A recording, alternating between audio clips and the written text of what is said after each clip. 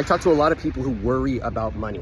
And as a reminder, the way you feel about money is highly uncorrelated to the amount in your bank account. First thing people worry about is coffee. That's because the personal finance industrial complex has convinced you that you're morally vacant if you want to buy a $5 cup of coffee. Stupid, but whatever. The next thing they worry about is kids. How are we going to afford to pay for kids? How are we going to afford to pay for their college, etc. Then they worry about retirement. This happens right around the age of 40. And finally, like you're watching this right now, you might have actually had conversations with your parents saying, hey, you have enough, take a vacation, buy that car. You have more than enough. And you know what they will often respond with? What about long-term care?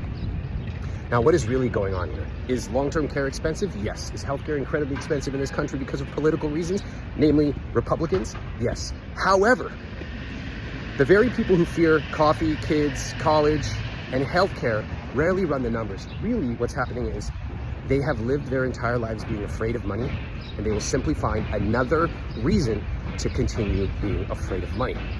This is why it is so difficult when I talk to people who have money and can't spend it for them to actually change. They've actually redefined their cheapness into being a virtue. Oh, we're not fancy people who need fancy bottles of wine. We're perfectly happy with tap water. Okay, great. Me too. But what a tragedy to live a smaller life than you have to. What a tragedy to simply shift from one area of worrying to another instead of going out to a nice restaurant or taking a trip and maybe splurging on bringing somebody with you. What a tragedy to live a smaller life than you have.